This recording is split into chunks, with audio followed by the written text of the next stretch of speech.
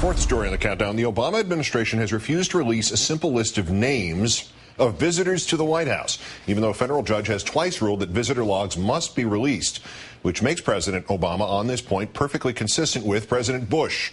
So-called transparency be damned. This time, MSNBC.com made the request for the names of all White House visitors from January 20th to the present. The Secret Service denied the request, just as it denied a request from the watchdog group Citizens for Responsibility and Ethics in Washington, also known as CREW. That inquiry was for visits by executives of coal companies to the Obama White House. CREW has filed a lawsuit against the Department of Homeland Security, which oversees the Secret Service, but a nearly identical case has already been decided twice, with a ruling against the administration's position.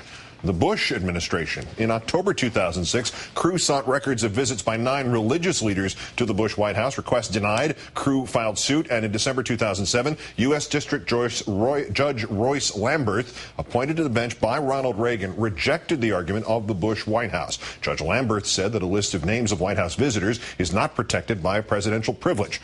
But the Department of Homeland Security refused to release the visitor logs, and it made a similar argument about presidential communication.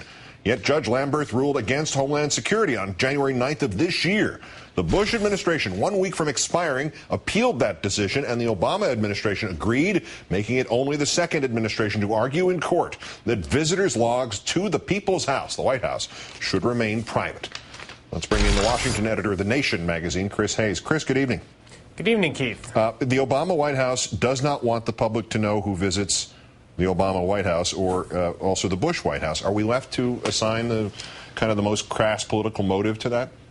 I don't even know what motive there is other than this basic raw institutional prerogative of, protecting oneself and accruing the maximal amount of power and latitude. I mean, this is something you see, and as a community organizer, I'm sure Barack Obama was on the other side of it. When you go up against a university or a organized religion or a hospital, a local governor, that power tends to consolidate. It tends to want to defend itself, and that's a really insidious tendency, and that's, I think, what we're seeing here. Are they viewing it the way that people view silly copyright infringements when you hear about some major multinational corporation suing somebody for $15 for making a logo that looks like theirs, that there's really no point but to exercise the authority in fear that somehow you're going to lose it if you don't use it?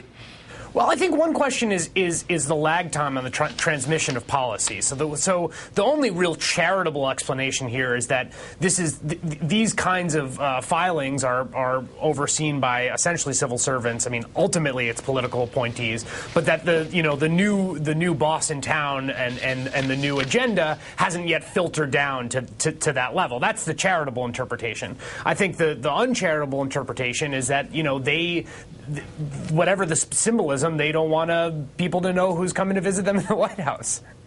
Chris, there's another instance of action trumping a promise of transparency, at least thus far.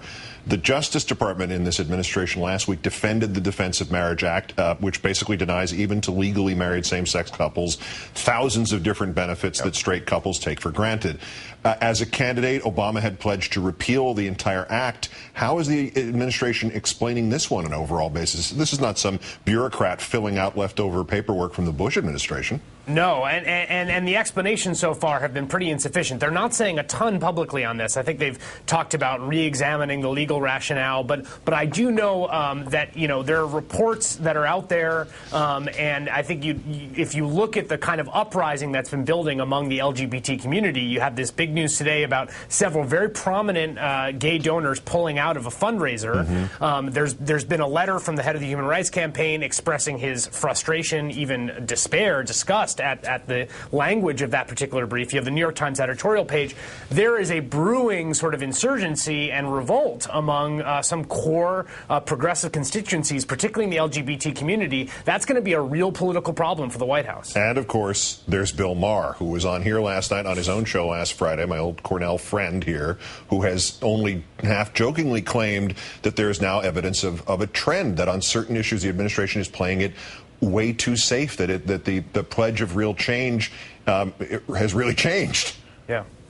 Yeah, this is the big $64,000 central existential question at the heart of this administration, which is the disposition towards consensus and incrementalism Is that salutary, or is that ultimately not going to be enough to meet the challenges of the moment? I continue to hope that they're headed in the right direction, but there's real concern, and I think it's legitimate. There is a honeymoon. It has an ending date. We're not sure when that is. Chris Hayes of The Nation, many thanks as always. Talk to you soon. Thanks a lot, Keith.